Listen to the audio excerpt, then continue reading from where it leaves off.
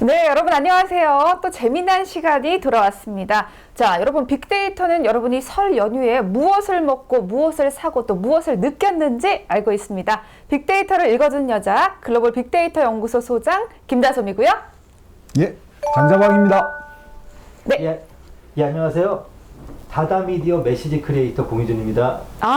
네. 여러분 약간 의문이 드실 거예요. 지금 제 옆에 있는 분이 도대체 누군가? 우리 업문호님은 어디 가고 다다미디어에 새로운 분이 오셨을까라는 생각이 드는데요. 이 굉장히 유명한 분입니다. 이 세 가지 키워드를 만들어내셨다고 하는데 우선 먹고사니즘을 만들어내셨고 강남 좌파 그리고 또 하나 뭐 만들어내셨죠? 그리고 제가 박통 진리교라고 있는데 제가 처음으로 그 말을 썼는데 나중에 어떤 이제 독립 그 다큐멘터리 감독 분께서 그걸 가지고 이제 다큐멘터리 진짜 영화를 만드셨더라고요. 그런 영화가 나왔. 제가 사실 그 말 처음 쓴 게 예전에 PC통신 유니텔에서 썼던 건데 그 몇 년 있다 그런 영화가 진짜 나왔어요. 다큐멘터리. 지적재산권에 의한 뭐 맞아요. 뭐 안 받으셨어요? 그거 받아야 되는데. 받은 거 없습니다. 제가 사실은 자기 거 못 챙기기로는 굉장히 유명합니다. 약간 실속이 없는 그런 스타일이시다. 네, 저희가 이제 오늘 함께 방송을 하면서 같이 한번 실속을 챙겨보는 그런 날이 되도록 하겠습니다. 혹시 지난번에 저희 이재명 탈당설에 대해서 혹시 보셨나요? 잠깐 봤습니다. 어떻게 생각하세요? 궁금해요, 저는. 그런데 이재명 탈당설이라는 그 용어 자체가 이재명 경기도지사를 싫어하시는 분들이 만든 흔히 이른바 프레임 같습니다. 정말요? 탈당설이라고 하지 말고 창당설이라고 할 수도 있잖아요. 정말 사랑하시는구나. 사랑이 막 느껴져요. 아니 왜냐하면 그게 왜 이렇게 저희가 모든 것을 어디 큰 조직에서 나가는 거를 부정적으로만 바라보면 세상이 발전하지 않는 게 그렇다면은 고구려를 그 창건한 주몽은 그분이 부여를 탔다는 거거든요. 고구려를 창당한 게 아니라. 그리고 마찬가지로 뭐 백제를 만든 그 온조 왕자나 비류 왕자도 그분들이 고구려를 탈당했다고 생각하면 안 되죠. 그분들이 백제를 창당했다 이렇게 말씀하는 것처럼 저는 그렇습니다. 새로운 것을 만들기 위해서 어딘가 나가야 돼요. 그런데 문제는 그 사람이 어디를 나가는 것만 자꾸만 신경 쓰는 전 그래요. 그러니까 차라리 이재명 창당설을 이재명 탈당설이라고 계속 그렇게 프레이밍하는 것도 이재명 지사가 만약에 나가서 잘 될 경우를 극히 두려워하는 일종의 저는 공포심리라고 봅니다. 공포심리. 예, 그렇죠. 진짜 이재명이 두렵지 않으면은 이재명 그냥 창당설, 너는 창당해도 안 돼. 그렇게 말을 해야지. 자꾸만 탈당설 한다는 것부터가 굉장히 좀 이재명 지사에 대해서 굉장히 좀 전 그래요. 상대를 제압하는 방법은 가장 상대를 제압하는 방법은 이겁니다. 물론 그 속으로는 지피지기하되 겉으로는 우습게 생각하는 것처럼 보이는 건데 여유가 없다 상대방에서. 그런데 문제는 이재명 탈당설을 자꾸만 이렇게 확대하고 증폭시키는 분들 자체가 이재명 지사에 대해서 굉장히 좀 공포심을 가지는 것 같아요. 그러니까 처음 들었습니다. 공포심을 속으로 가지고 있고 겉으로는 그냥 우습게 생각하는 것처럼 해라. 근데 이재명 그 논쟁에서 네. 실제로 공희준 씨가 이야기하는 그쪽 세력들 실제로 있고 그 사람들은 이재명 지사에 대해서 상당히 공포심을 가지고 있을 수 있을 것 같아요. 왜냐하면 그 논쟁 과정에서 보여줬던 이제 대결 이런 과정이 치열했거든요. 그러니까 이제 그래서 주체 입장에서 보면 탈당설이라는 말은 상대에서 나올 가능성이 많고 신당이라는 건 본인들에서 나올 가능성이 많죠. 그런 말은 뭐 지적은 맞는 것 같기도 하네요. 굉장히 저희가 지난 시간에 한번 모셨어야 됐는데 모시지 못해서 뭔가 아쉽다라는 생각이 들 정도로 깊은 견해를 들어봤고요. 가장 최근에 이제 팟캐스트 하셨던 게 서울신문에서 하셨던 팟캐스트죠. 강남의 소리에서도 꽤 오래 하셨어요. 예, 저희가 일종의 파일로트 프로그램인데 그 사실 저는 그 김두수 저희 소장님께서 저를 불러주신 거 굉장히 영광인 게 제가 딱 보시면 알겠지만 제가 모태 방송 부적격 캐릭터예요. 어머니 뱃속에부터 방송 부적격 캐릭터로 태어난 사람이기 때문에. 아니 아까 저한테 이런 말씀 하시더라고요. 자기 말을 좀 많이 더듬으니까 중간에 좀 자르던지 어떻게 해달라. 근데 말씀을 너무 잘하세요. 못해요. 사실은 제가 방송에서 예전에 한번 자른 적이 있는데 제가 예전에 한번 이건 이제 지금은 좀 말할 수 있을 것 같아요. 제가 이제 그 당시에 이제 그 변희재 악명이 높죠. 저는 굉장히 그러니까 제가 나름대로 제가 이제 그 중도주의자예요. 제가 왜 중도주의자면은 제가 결혼식을 할 때 제 사회자가 김용민 나는 꼼수다의 김용민 PD께서 제 결혼식 사회자하셨어요. 그리고 이제 그리고 주례는 이른바 그 한때 이제 안철수를 굉장히 우호적으로 평가했던 고종석 선생님께서 저희 주례였고, 그리고 저한테 부주해 주셨던 분 중에 여러분이 계신데 제가 왜 알 것 같아요. 왜 방송 부적격 캐릭터인지 이제 질문 하나를 하면요 이 고조선까지 올라가셔서 하나하나 다 말씀해 주시는데 요새는 그런 스타일이 아니거든요. 그래서 이제 중도를 표방하신다라고 이제 슬슬 말씀하셨고, 자 그러면 진짜 중도를 표방하는지 본격적인 주제에 들어가면서 이야기를 해볼 건데요. 빅데이터로 알아본 설 선물 세대 차이. 자 올 설에 어떤 선물 혹시 주셨는지 받으셨는지 궁금해요. 준 거는 사실 제 처제가 네. 그 이태리 그 디저트 아이스크림을 해서 이제 그 처제 걸 좀 사서 좀 주변에 나눠주고, 네. 예, 이제 받은 거는 주로 이제 과일 선물이 많았습니다. 과일 선물을 많이 받았다. 그리고 준 거는 난 디저트를 줬다. 자, 우리 옆에 계신 선생님 어떤 걸 주고받으셨나요? 항상 똑같습니다. 뭐예요? 햄과 참치. 햄과 참치. 이거 인기 제일 없는 건데. 그건 저는 좋아해요. 진짜요? 생필품을 좋아하시네요. 저희가 이제 4050 세대에 들어가시는 두 분. 4050 세대가 올 설에 뭘 제일 많이 샀는지에 대해서 1월 26일서부터 2월 1일까지 이제 이베이 코리아와 지마켓이 함께 조사를 해봤는데요. 자, 여러분 의외입니다. 올 설에 늘어났던 컨텐츠 가장 많이 늘어난 건요. 4050 세대 한에서는 67%가 작년 대비 이쿠폰을 많이 샀다고 해요. 이쿠폰이라고 조금 이제 와닿지 않으시나요? 아니, 예를 들면 뭐 스타벅스 특징, 네, 맞아요. 스타벅스 이런 커피를 선물한다든가 이런 네. 게 카톡이나 네, 그런 데서 맞아요. 많이 하죠. 네. 저도 가끔 합니다. 그리고 이제 예전에 우리가 스타벅스 커피 정도로 생각했는데 설에는 쿠팡 로켓 배송 뭐 이런 거 있잖아요. SSD 쓱 이런 걸 통해서 쉽게, 왜냐하면 이번에 5인 이상 집합 금지 명령이 내려졌기 때문에 얼굴을 못 볼 때는 욕을 많이 썼다고 하고요. 2위는 이제 45%가 신선식품, 그리고 뭐 3위는 우리 말하신 햄 같은 가공식품이 차지했다고 합니다. 그래서 작년 설과의 차이점이 있다면 이 쿠폰을 사용하는 4050 세대가 크게 늘었다라고 볼 수 있을 것 같고요. 반대로 그러면요, 2030 세대는 뭘 샀을까요? 글쎄요, 제가 알 수가 없을 것 같습니다. 저는. 그렇죠. 너무 먼 이제 2030 우리 아드님, 멋진 아드님을 두셨지만 제가 2030 세대로서 말을 하자면 저도 마찬가지인데요. 2030 세대 올설의 가장 큰 특징은요. 구매 객단가가 굉장히 늘었다고 해요. 여러분 의외시죠? 이제 돈을 못 버는 친구들이 객단가가 늘었다라고 생각하면 의외일 수 있는데, 대신 상대방한테 선물하는 그 사람의 숫자를 확 줄이고 아주 소수의 사람에게만 선물을 해주는데 제대로 된 걸 선물하자. 근데 그 선물의 대상은 자기 자신일 수도 있거든요. 그래서 사실 1위가 45%가 주방가전. 의외죠? 주방가전. 왜냐면 요즘 친구들은 뭐 하나 자그마한 걸 사도 좋은 걸 사려고 하는 그런 성향이 좀 있는 것 같아요. 저도 그렇고. 그리고 2위는 바디 헤어 샴푸. 이런 게 사실 2, 3만 원대의 좋은 제품들이 많이 나와 있고, 또 3위는 생필품, 휴지던지 뭐 이런 것들이라고 합니다. 자, 그래서 2030 세대와 4050 세대 올 설의 트렌드를 비교해 보면 2030 세대는 구매 객단가가 작년에 비해서 많이 늘었다라고 볼 수 있을 것 같고요. 4050 세대는요, 제품 자체를 비싼 걸 사진 않았는데 대신 뭐가 늘었냐? 구매 수량이 많이 늘었다고 합니다. 아무래도 이제 나이가 있다 보니까 경조사나 이렇게 되면 뭐 뿌릴 때가 많잖아요. 그래서 싸지만 다양한 사람에게 많이 뿌렸다라고 올 설을 이렇게 정리해 볼 수 있을 것 같고요. 자, 여러분 우리의 오늘 본격적인 주제로 오늘 들어가 보도록 하겠습니다. 오늘 586 특집이에요. 예. 장재방님 설명해 주시죠. 이 586은 흔히들 이제 알고 있는 386, 486, 586 이렇게 앞에 숫자가 나이에 따라 바뀌죠. 네. 그리고 이 원래 탄생은 이제 386에서 탄생했는데 이게 30대, 80년대 대학을 나온 60년대 태생 여기에서 나온 말인데, 그쵸. 이게 이제 바뀌면서 지금은 586이라고 쓰기도 하고 그냥 X86, 86 세대 이렇게 부르기도 합니다. 그래서 최근에 이제 이 이야기가 나온 거는 바로 대통령 후보로서 드디어 586이 등장할 때가 됐다라는 말이 나오면서 이 문제를 한번 다뤄봐야겠다 이렇게 생각을 했습니다. 드디어 등장할 때가 됐다. 어떻게 생각하십니까? 이미 등장하지 않았나요?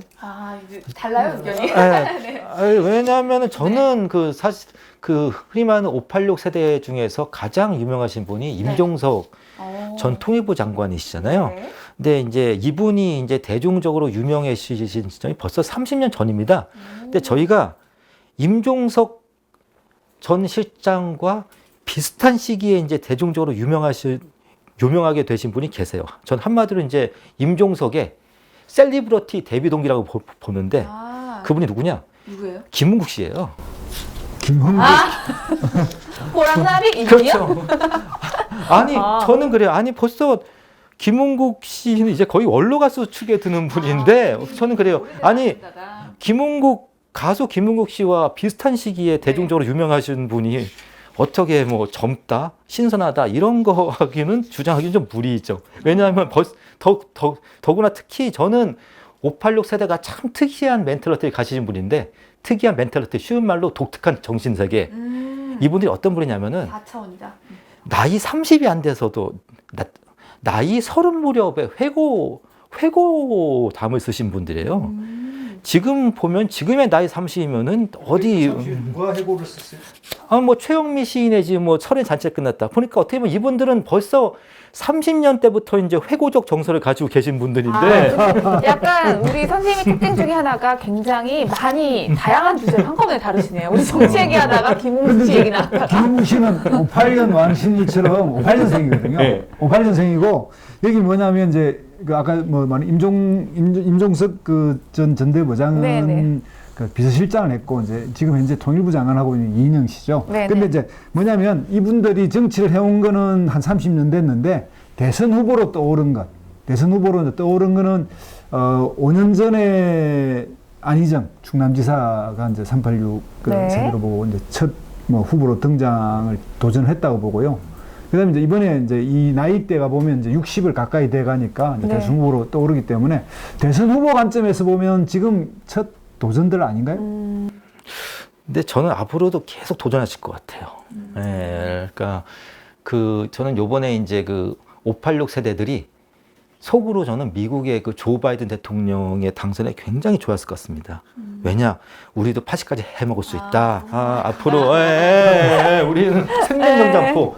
네. 아니, 사실 저도 이 말에 동의하는 게 30년 전부터 정치를 해왔다고 하시는데 사실 저는 태어난 지 30년밖에 안 돼가지고 이제 말씀하신 제3의 후보들 임종석, 이인영님의 이름을 들어본 지가 사실 세월호 때?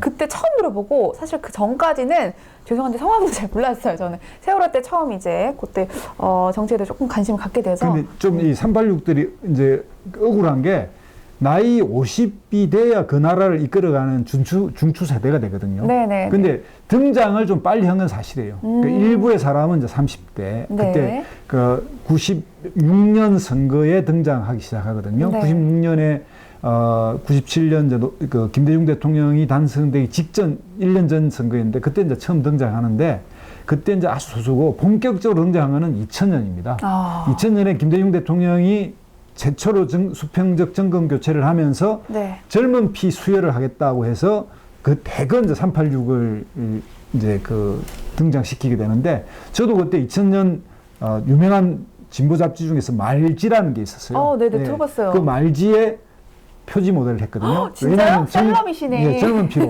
그때 3명을 했는데 그게 이제 새천년 민주당에서 임종석. 네.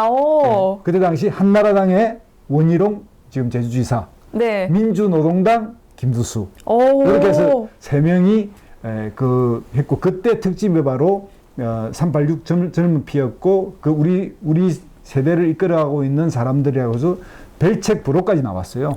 그게 이제 흔히들 아는 바로 386의 정치 등장이니까 2000년이니까 엄밀하게 이야기하면 이제 20년 된 겁니다. 그럼 20년 전에 정치계의 셀럽이자 또 F4 같은 그러니까 F3 민주노동당이었기 때문에 F3셨어요. 예. 네. 어떻게 생각하세요? 20년밖에 안 됐어요. 20년이라는 게 굉장히 긴 기간이죠. 20년, 그러니까 전 그래요. 아까 제가 이재명 지사도 저게 탈당이나 창당이나 보는 것처럼 사실은 아마 20년밖에 안 됐다, 20년씩이나 됐다는 건 아마 접점은 없을 것 같습니다. 접점은 없는데 저는 그래요. 그게 오래 했다, 짧게 했다, 그게 중요한 게 아니라 이분들이 지난 20년 동안 해놓은 게 없어요. 해놓은 게 없어요. 솔직히 말해서 저는 이분이 지난 20년 동안 하시는 게, 물론 이분들이 해놓은 건 있죠. 자기들 아이들 좋은 학교 보내고, 자기들 집 넓히고, 그런 측면에서 정말 많은 거 해놨는데, 사실 정말 많은 거 해놓으셨죠. 어떤 한 가정의 한 집안의 가장으로서는 많은 거 해놓으셨는데, 한 사회 리더로서는 저는 한 게 하나도 없다고 봅니다. 저는 궁금한 게 있어요. 저는 사실 586 세대 정치인들을 잘 몰랐기 때문에 궁금해서 하는 질문인데 이분들이 지금 정치권에서 어떤 역할을 하고 있는 거예요? 이제 당에 보면 아주 중추적인 역할을 하고 있죠. 이제 예를 들면 최고위원도 하고 네. 사무총장도 하고 정책위 의장도 하고 그러니까 옛날에는 이제 당 3역이라고 해서 사무총장이라든지 정책위 네. 의장, 원내대표 이런 네. 사람들이 이제 핵심인데 이런 걸 이제 지금 이제 맡기 시작하고 있죠. 그래서 이제 정치를 끌어가는 가장 이제 중심에 이제 등장한 나이가 됐어요. 그러니까 그 586과 일부 이제 70년대 대학을 다닌 분들이 좀 섞여 있긴 하지만 네. 통상 이제 586 그룹의 그 시작 그 핵심은 뭐 전대협 세대 네. 이렇게 하고 전대협 직전 세대 이러고 이제 두 부류가 있는데 그 테두리에서 보면 이제 막 그 정치에 이제 본령을 하고 있는데 그래서 뭐 한 거 없다 이렇게 이야기하는데 당대표 한 적도 없고 예를 들면 대선 후보로서 정확하게 뭔가 자기를 표방한 적도 없기 때문에 그걸 가지고 이뤄놓은 게 없다 정확하게 만들어진 게 없다 이렇게 하면 좀 억울한 건 사실이에요. 그래서 억울할 수 있다 이렇게 말씀해 주시는데 네, 저희가 그렇습니다. 저희가 그 큰 회사 같은 경우는 네. 회장이 모든 게 저는 그 회장이 모든 걸 하는 게 아니라 차장, 과장 이런 분들이 많이 하는데 전 그래요. 어떻게 보면 586들 같은 경우는 저는 그래요. 이분들은 기업으로 치면은 종신 과장, 종신 실장이에요. 종신 차장이고 왜냐 이분들은 보통 회사 같은 경우에는 네. 업적이 좋으면은 차장, 과장, 실장이 다 날아가는데 이분들은 20년 전에 다 실장, 과장, 차장 되셨는데 저는 계속 그래요. 특히 그러니까 저는 물론 이 중에 몇 번 유명한 분 몇 명이 이제야 당대표 됐어. 이제야 대선 됐다. 하지만 전 그래요. 이분들을 586 세대들이 20년부터 이른바 정당이든 사회단체든 간에 중요한 결정, 실무적 결정 의사는 다 해왔습니다. 실무 라인을. 그런데 문제는 이분들이 지난 20년 동안 한국 사회 정치 물론 저는 뭐 오늘 주제가 정치에 국한해서 말하겠습니다만은 정당의 실제적인 의사 결정권을 쥐면서 지난 20년 동안 한국의 정당 정치가 발전하지 않았어요. 퇴보했어요. 왜?